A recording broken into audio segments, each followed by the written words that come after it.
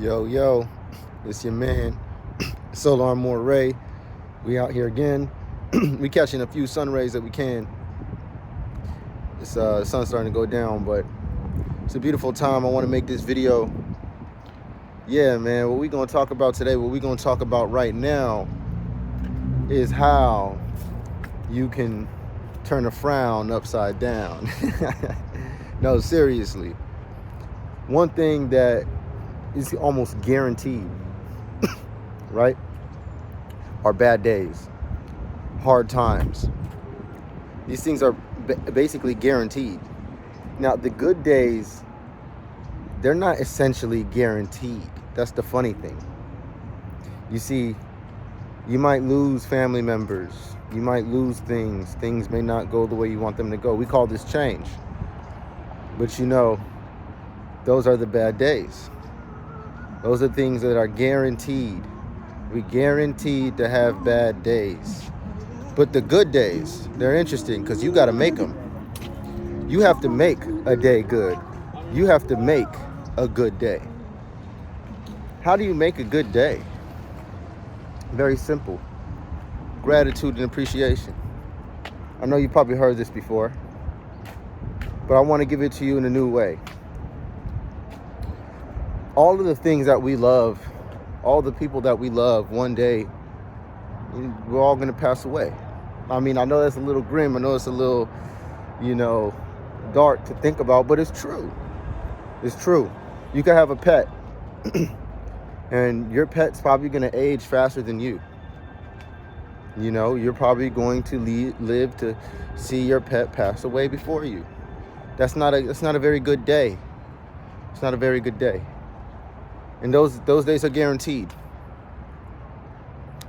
But the good days, we can make those every day. We can make every day into a good day. I can share some of my past pains and traumas and things that I went through that weren't very fun. And I can ruin today by bringing those things back up and dwelling in them and asking why me? Why did they happen to me? Why did these things happen to me? Or I can get up and say, dang, I got another day. I got my legs, I got my arms, I got my breath. Sometimes we can think about the things that we don't have. And this is equivocal to survival mode. So survival mode is when you get up in a day and you think about all the things that you're missing. Dang, I need more money for this. Dang, I got to pay this. I got to do that. Man, I got to get this still. I got to do that still. That's survival mode. When you're thriving, you're able to say, dang, I got a lot. I got so much. I have a lot. I'm grateful. Like, I got so much going for me. And the reality is you do. You do. I mean, you don't have to whittle it down to the most simple, basic things to be grateful for, to find that happiness. You can appreciate the fact that you got a computer, that you got a phone. A lot of people don't have those things. If you're in a relationship, be grateful that you have one. Some people out here doing this alone. You don't have to get down to the basic bare things. You could be happy for your wardrobe. Because things aren't promised and the good days are the only thing promised are the bad days. Why not dress up today? Hey, kitty. Hey, kitty. So cute. Why not dress up today? Why not wear your best outfit today? Why not go out and have fun today? Why wait for tomorrow? Why wait for another opportunity to be happy when you have them right in front of you? Go to the park today. Go outside today. To think that you have to spend your time and spend your life doing things you may not want to do just to make ends meet, to survive and make it to the next day. That's survival mode. I'm a little bit more extreme. Some things that I've done, was let everything go on purpose. I've let everything go. I like to look at responsibilities as invisible chains. You know, sometimes we create responsibilities that we really don't need to own and have. And then we limit ourselves with these things, and then these responsibilities become excuses. Or sometimes we have boundaries that might be set in our inauthentic self, our fearful selves, our traumatic experiences, and these boundaries end up becoming blockages, you know, blocking us from what's really for us. Overcoming fear is a great way to be happy and to thrive.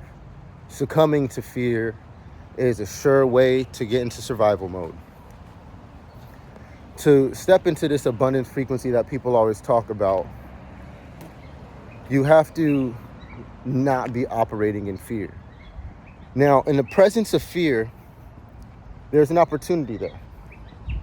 When fear is present, you have the opportunity to summon courage. It takes a lot of courage to live your best life. It takes a lot of courage to seize opportunities. It takes a lot of courage to create art and share art. It takes a lot of courage to put your mind, put your thought out there.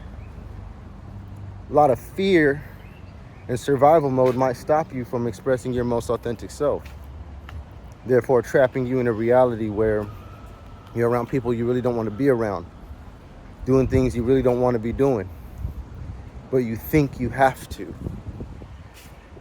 If you were to let everything go right now, never mind. If everything was to be taken from you right now, if you didn't have a choice, if everything was taken from you right now, except for your life, you have no choice but to reset. And if you were to do this reset, this could actually be an opportunity to start to live your truest, most authentic life. One of these ways that, an example of which I've taken this reset, was when I move countries. When I go to Mexico or something, or I go move out to the tropics or something like that.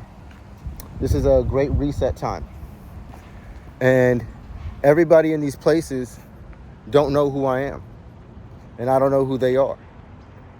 But when I'm out there, I can be a new person. I can be a new me.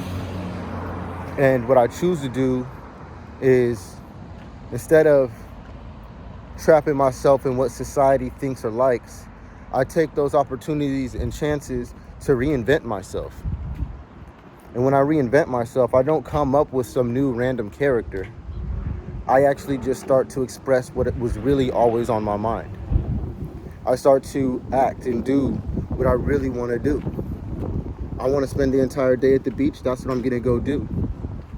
Here it might not feel the same because you feel like you got all these obligations.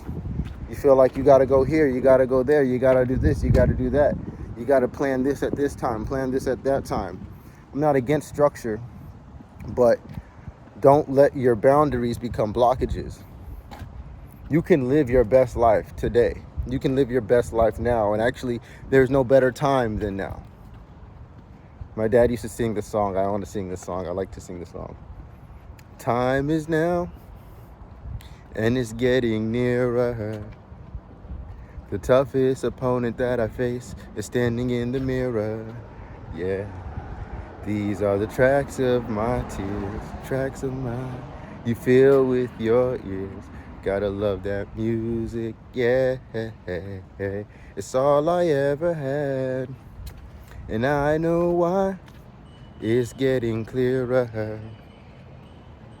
It's just you and I standing face to face in the mirror, yeah. These are the tracks of my tears, tracks of mine. You feel with your ears. Gotta love that music, yeah. It's all I ever had. And I love that. It's literally everything I'm talking about right now. Because the toughest opponent that you face standing in the mirror, right? If all those things were taken from you right now, the responsibilities and the obligations that you have to impress people to impress things, to impress society, to impress your friends, to impress your parents, to impress your partners. All those things would go away. If no one was watching you and it was just you, how would you spend your time in a day? What would you like to do with your own life? There's no better time to start doing that than now. I'm not completely against like working jobs and stuff like that. I just want people to have freedom. But if you're going to do some type of work, make sure that it's something that you love. And that's it. That's all I'm saying. Make sure it's something that you love. There is a way for you to get paid. There is a way for you to make it through life doing what you love to do. It's comfortable and it's easy to do things you don't want to do and trade your time for money. But at that point, you got to assess, am I donating my time to somebody else's agenda, to somebody else's purpose, somebody else's mission and dreams that have nothing to do with mine, that have nothing to do with me? The chances are your job does not care about your family or does not really care about you. They care about their numbers and their stats, and everything that you're doing is going towards one family that developed that corporation. And you're working for this corporation, trading time for money, where the whole time, if you were investing that time in yourself and doing what you truly wanted to do, you would actually be able to start fulfilling your purpose. And you don't always start off big wins and a ton of success. Sometimes it starts off as failures. Sometimes it starts off as losses. But learn to see a loss as a gain. Learn to let go of certain things and see that as an opportunity to receive what's really for you. You can apply this to everything. You can apply this to relationships. I love applying this to relationships because how many times did I think I was with the one? How many times did I think that this was it? And then they just up and leave with no warning, And it doesn't say anything about me. It doesn't say I was a good person or a bad person. They made their decisions on their own. That says everything about them. It's for me to own their decisions as my identity. They don't have to be my identity. I know who I am. And it's for me to stay aware of who I am. It's little puppies. But their decisions are their own. Right? So when people leave your life, they did you a favor. They said, hey, you don't need to give me your time and energy no more. But if you were giving that time and energy to yourself the whole time, anyway, and I'm not saying ignore the people in your life and your relationships, but I'm just saying, if you was to give that time and energy to yourself from the beginning, you would be attracting people in situations that are actually for you. You wouldn't have to be fake to maintain certain relationships and connections. You wouldn't have to. A lot of people got to fake things. A lot of people got to be something that they're not in order to maintain certain relationships and connections. Whereas if you were to not make that your drive, your obligations to others, your responsibilities to others, to all the things that are guaranteed to go away one day, and you dedicated your time and energy and life force to you, what you might find is that the life that you build isn't something based on attachments and connections. It's based off of expression, self-expression, authentic expression. And as long as you keep doing that, expressing yourself authentically, you'll be able to always have what's for you. You would never have to attach to anything else because you've connected to yourself and connected to the source. So this is how you turn not just bad days into good days. This is how you reclaim your life. This is how you reclaim your soul. By not obligating your time, life force, and energy to others. That might sound a little selfish. Yeah, it does. That might sound just a little selfish. But I like to think of it like working out. I like to think of it like meditation, exercise, following your dreams, living in your purpose. Nobody else can do these things for you.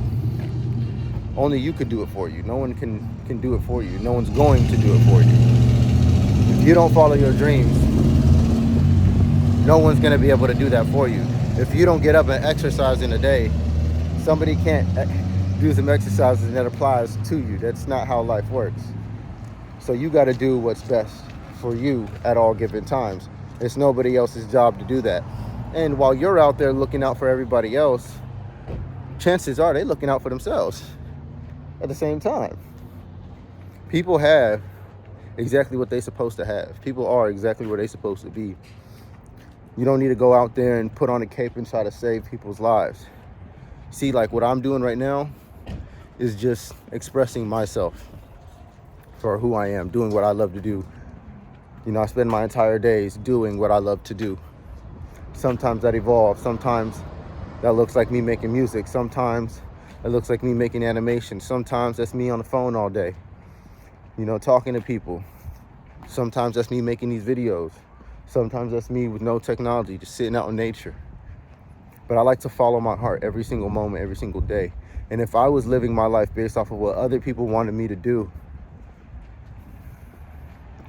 which I've done before, there's this part of me that would just be suppressed and depressed. There's a part of me that would feel like I'm under attack. There's a part of me that would feel unloved and unaccepted. So I had to let that part